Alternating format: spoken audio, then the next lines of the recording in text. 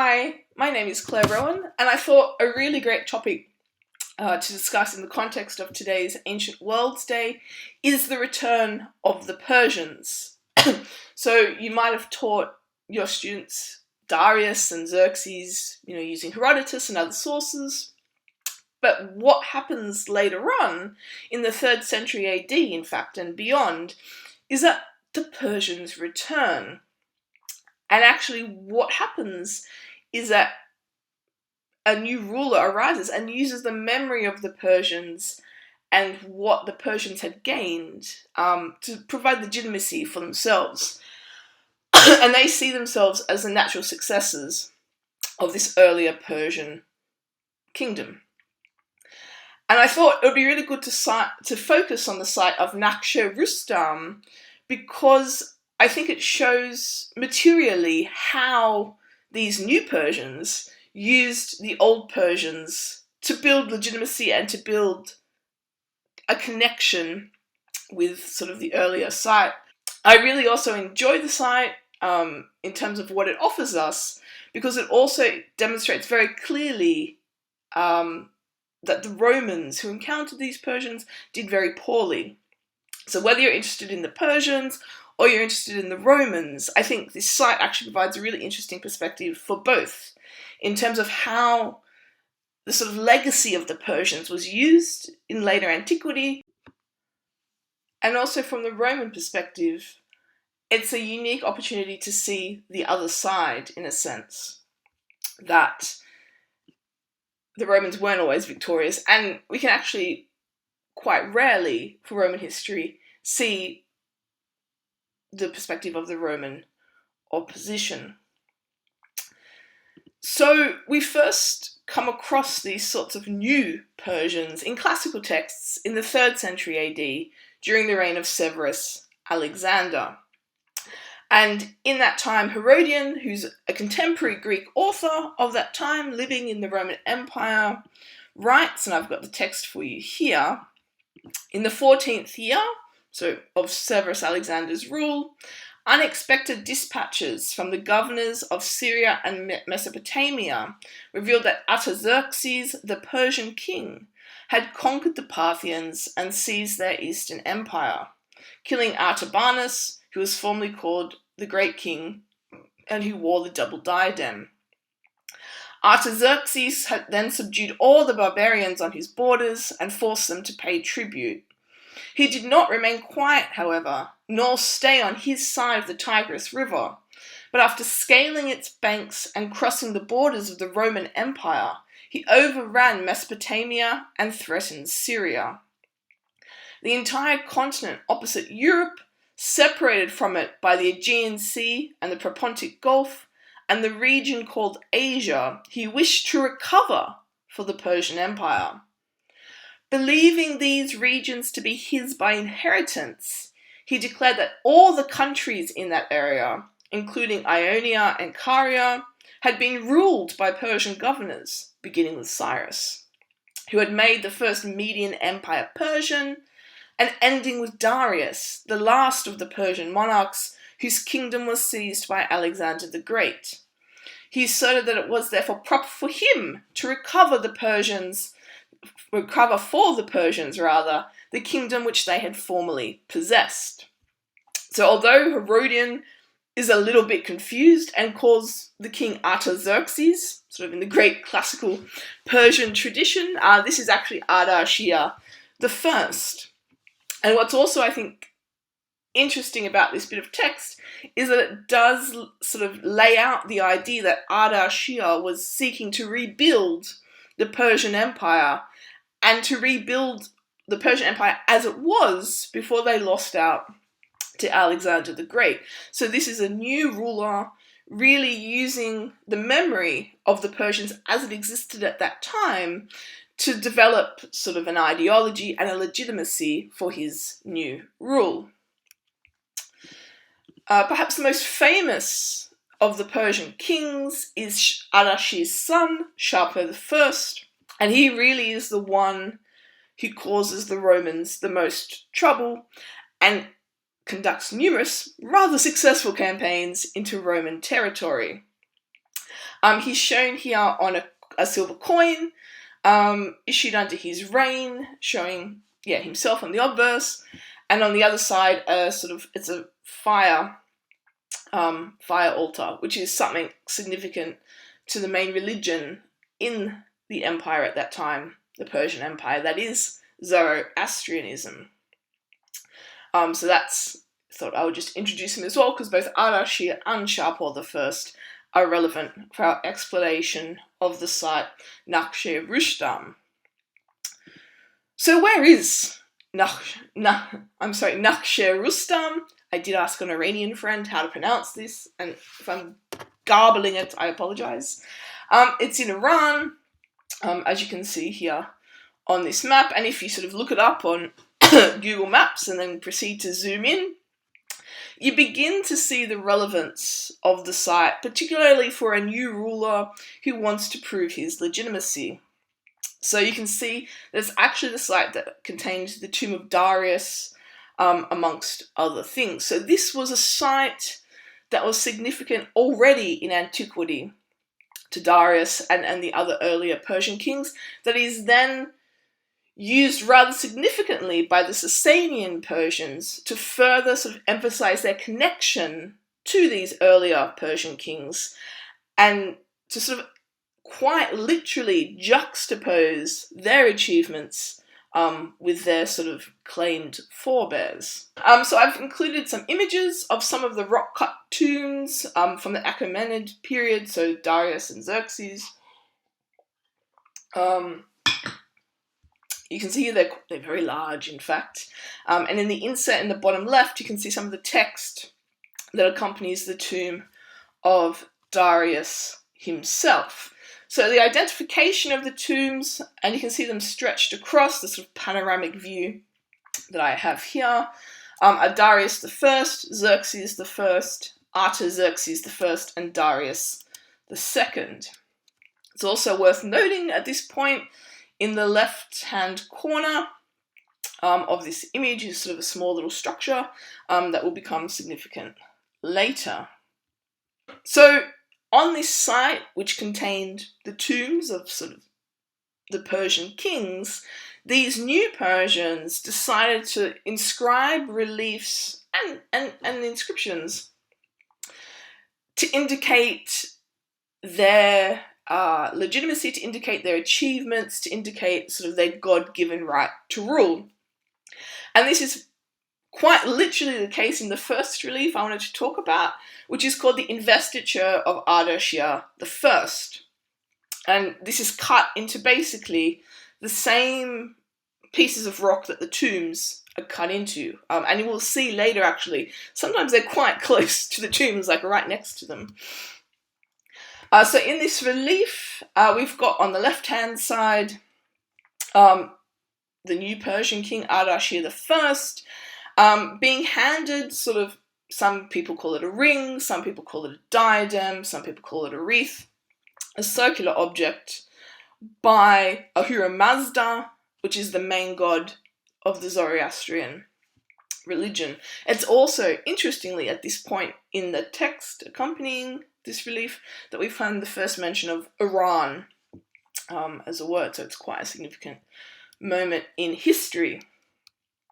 So these investiture reliefs occur for several of the early Persian kings, and really it becomes a very standardized way to show one's accession to rule.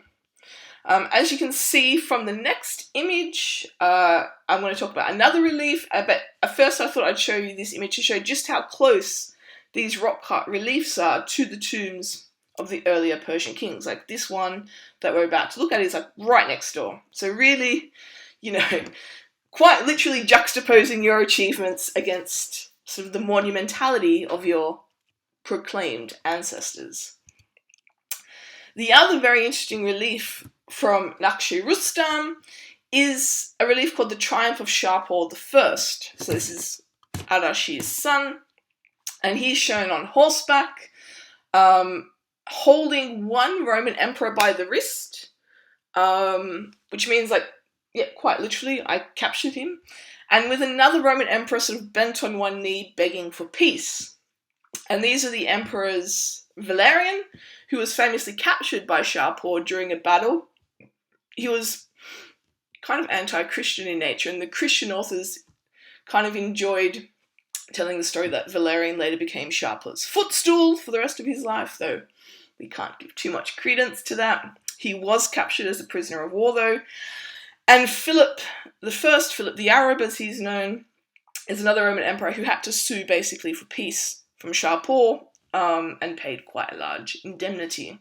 So this moment is captured by Sharpa in relief, his success against the Romans, against this larger backdrop of earlier Persian tombs. It's quite a spectacular sight, actually.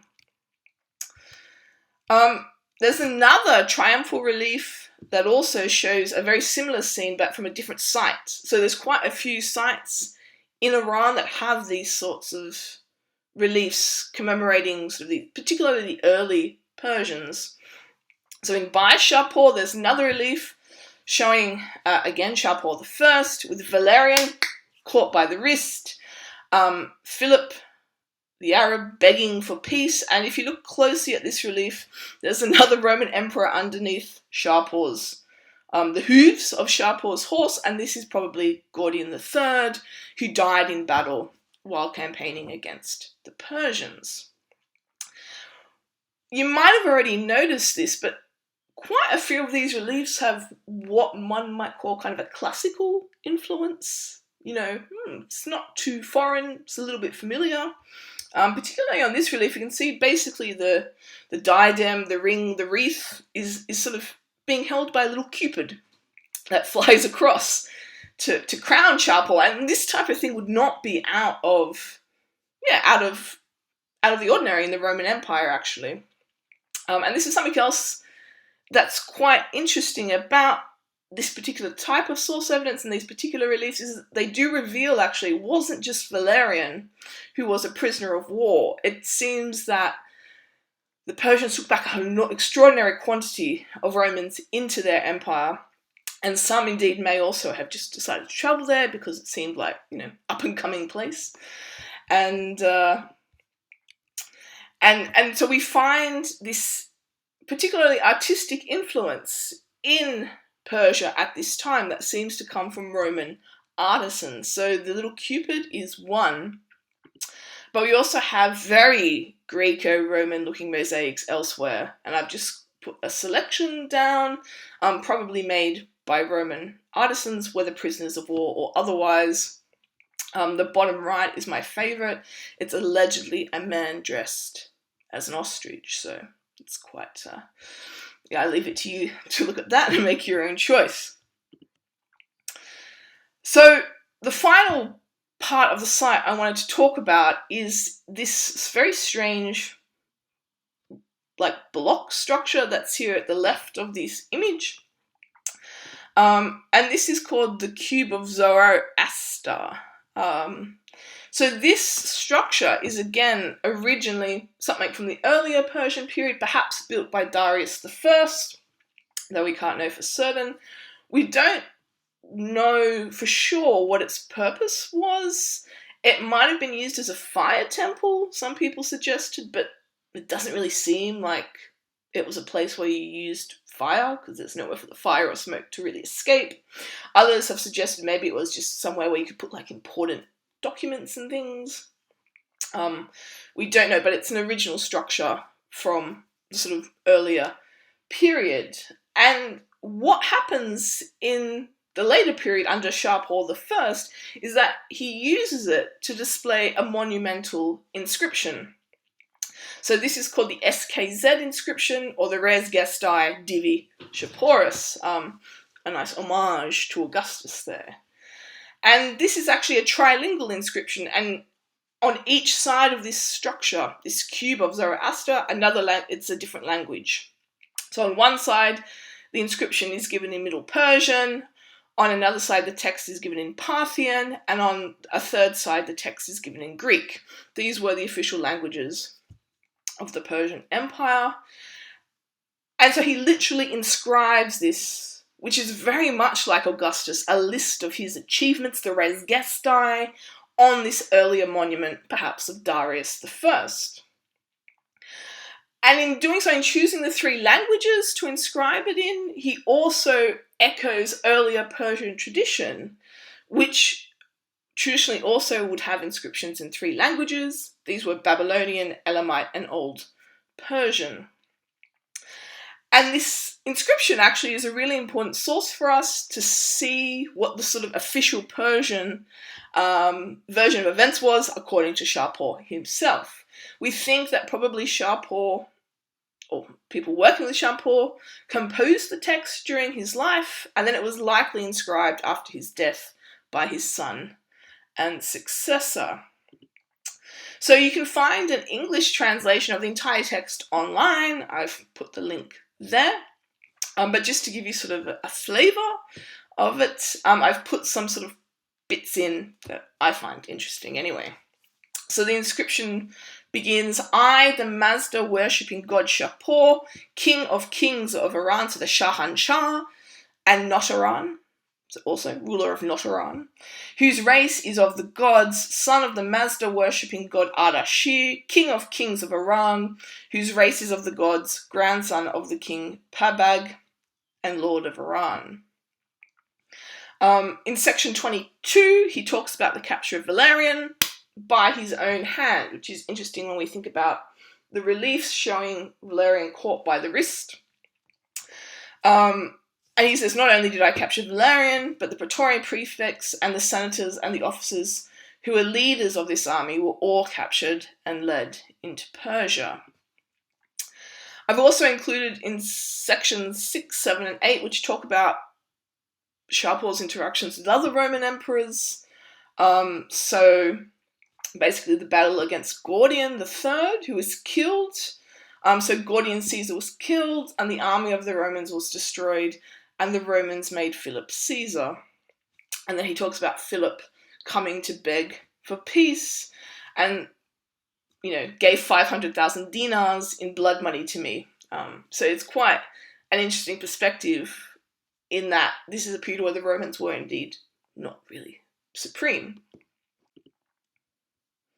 So this is just meant to be a brief overview, so I'm going to bring it to an end now. Thank you very much for listening. If you wanted to find out more about the Sasanian Persians or the site, like either for yourself or to run an activity with your students, I highly recommend the Encyclopedia Iranica, actually, which is freely available online, written by scholars, and which has some very accessible articles actually about different aspects of Sasanian Persia, and actually also includes images as well. I hope you enjoyed this whirlwind tour and have fun with the rest of the videos.